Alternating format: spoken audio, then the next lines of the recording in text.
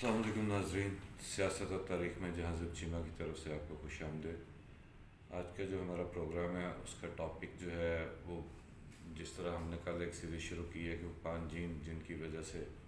پاکستان آج تک ترقی نہیں کر سکا یا جن کی وجہ سے پاکستان جو ہے وہ اس صورتحال تک پہنچ چکا ہے۔ تو کل ہم نے پہلے جیم کا ذکر کیا تھا جو کہ ہمارے جائسہ بان ہے، اور آج سلسلے میں اسی کی دوسری قسط جو ہے اس کے بارے میں ڈسکشن ہوگی، اور وہ ہے ہمارے جرنلسٹ، یعنی ہمارے صحافی، وہ لوگ جن کو کسی جگہ پہ دانشور طبقہ کہا جاتا ہے۔ ہمارے ہاں اس کا رول کیا ہے؟ تو ہوا یہ کہ جب پاکستان بنا تو اس کے بعد ظاہری سی بات ہے یہاں پہ بھی صحافی تھے جس طرح باقی دنیا میں ہوتے ہیں، اس طرح تھے۔ تو ان کا رول بیسیکلی ہونا یہ چاہیے، یا جو ترقی یافتہ قوموں میں ڈسکرائب ہے وہ یہ ہے کہ یہ غیر جانبدار ہوتے ہیں، یہ حکومت کی بری چیزوں کو جو ہے وہ کرٹیسائز کرتے ہیں، اچھی چیزوں کے جو ہے وہ تعریف کرتے ہیں، اسی طرح اپوزیشن کے ساتھ بھی ایسے ہی چلتے ہیں، ایسے ہی یہ جو عدالتیں فیصلہ کرتی ہیں ان کے بارے میں بھی یہ ویسے ہی بتاتے ہیں کہ بیسک ان کا جو ہوتا ہے وہ یہ ہوتا ہے کہ ان کو غیر جانبدار ہونا چاہیے۔ اب ہمارے ہاں کیا ہے؟ آپ کو یاد ہے کچھ عرصہ پہلے جو ہے ایک ٹی وی چینل جو ہے وہ انڈیا کے ساتھ مل کے جو ہے وہ ایک دوستی کا دور چلاتا رہا، ایک پروگرام چلاتا رہا۔ اس کے بعد ہمارے یہاں کچھ صحافی ایسے ہیں جو کہ امریکہ کو بڑی کھلی سپورٹ کرتے ہیں، وہاں سے ان کو فنڈنگ آتی ہے۔ کچھ جو ہے وہ یورپی یونین کو سپورٹ کرتے ہیں کیونکہ ان کو ادھر سے پیسہ آتا ہے، این جی اوز بنا کے اپنی صحافیوں کی یہ لوگ وہاں سے فنڈنگ دیتے ہیں، اور پھر ان کے اشاروں پہ جو ہے وہ ناچتے ہیں، ان کی مرضی سے خبریں دیتے ہیں۔ ہمارے ہاں صحافیوں کا یہ رول ہے۔ اس کے علاوہ اگر آپ دیکھیں تو جب ملک میں برے حالات ہوں تو ان کا ہونا یہ چاہیے کہ یہ جو ہے یہ لوگوں کو سپورٹ کریں، لوگوں کے لیے ہیلپ فل رہے، ان کی جو ہمت ہے وہ بڑھاتے رہے اپنی باتوں سے۔ پیسہ تو خیر کوئی بھی نہیں خرچ کرتا ہے سوائے گورنمنٹ کے، لیکن ان کی کوشش یہ ہوتی ہے کہ ہم لوگوں کا جو مراد ہے وہ ڈاؤن کریں۔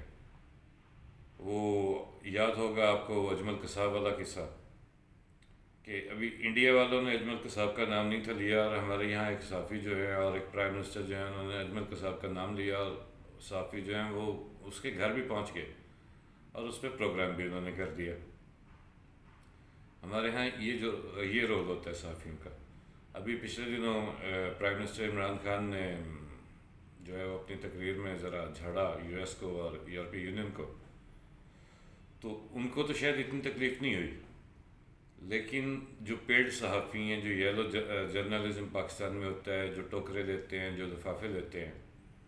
آپ نے دیکھا ان کی کیا سچویشن ہوئی۔ آگے نکلنا شروع ہو گئی ان کے منہوں سے،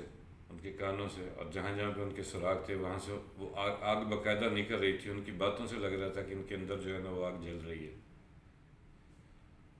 صحافی کا کام یہ ہوتا ہے کہ وہ لوگوں کو بتائے کہ فلانا جو پولیٹیشین ہے وہ ٹھیک نہیں ہے، وہ کرپٹ ہے، فلانا جو ہے وہ اچھا ہے، اس کی سپورٹ کرو، اس کی نہ کرو، باقی لوگوں نے کرنی تو اپنی مرضی ہوتی ہے۔ لیکن ہمارے ہاں صحافی الٹا اسی کو سپورٹ کرتے ہیں جس کا ان کو کنفرم ہوتا ہے کہ یہ کرپٹ ہے۔ اس کی ریزن یہ ہے کہ وہ ان کی جیبیں بھر رہا ہوتا ہے، ان کو لفافے دے رہا ہوتا ہے، ان کو ٹوکریاں دے رہا ہوتا ہے۔ اس کی جو بہترین مثال ہے، میں ایک صحافی ہیں جنگ اور جیو کے عمر چیمہ، میں ان کی مثال دیتا ہوں کہ یاد ہے وہ جو پاناما اسکینڈل آیا تھا، بیسیکلی جو لانے والے تھے ان میں ان کا نام شامل تھا، لیکن جب اس پہ کیس آگے چلنا شروع ہوا تو سب سے زیادہ تکلیف انہیں کو ہو رہی تھی کہ آپ میاں نواز شریف کو اس کیس میں کیوں پھنسا رہے ہیں؟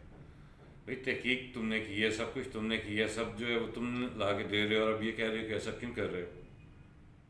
زرداری صاحب ہیں، سب کو پتہ ہے، پوری دنیا کو پتہ ہے 10% ہے ان کے بارے میں جو ہے وہ۔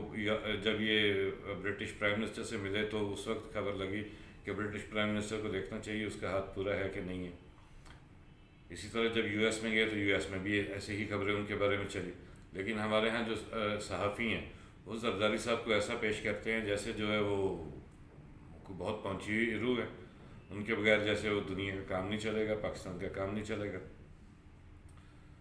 پھر اس کے بعد ایک اور اس کی مثال دے دیتا ہوں، مولانا فضل الرحمان،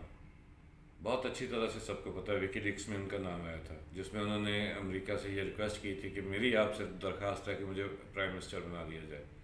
ابھی پچھلے دنوں پھر ان سے ملے ہیں سفیر، اور اس میں انہوں نے کہا جی مجھے بنا دیا جائے تو میں ساری چیزیں ٹھیک کر دوں گا، جیسے امریکہ کہے گا میں ویسے کروں گا۔ ابھی سوشل میڈیا پہ آج کل ایک سلیم صافی کا جو انٹرویو چل رہا ہے جو انہوں نے ان کا کیا تھا مولانا فضل الرحمان کا کہ ڈرون حملوں کے لیے آپ نے اس معاہدے پہ کیوں سائن کیے تھے؟ تو مولانا صاحب کا آگے سے بڑا عجیب سا جواب، جی باقی صاحب نے سائن کر دیے تھے اس لیے میں نے بھی کر دیے۔ اچھا ٹھیک ہو گیا، باقی جو ہے وہ آپ ڈوبنے جا رہے ہیں، آپ بھی ساتھ ڈوبیں گے انشاءاللہ۔ تو دوستو یہ ہے دوسرا جی جس کی وجہ سے پاکستان جو آج تک دگرگم حالات میں ہے، ترقی نہیں کر پا رہا، بڑھنا چاہ رہا ہے لیکن نہیں بڑھ رہا۔ باقی کل جو ہے اس سلسلے کے اگلے پروگرام کے ساتھ حاضر ہوں گے، دعاؤں میں یاد رکھیے گا۔ اللہ حافظ۔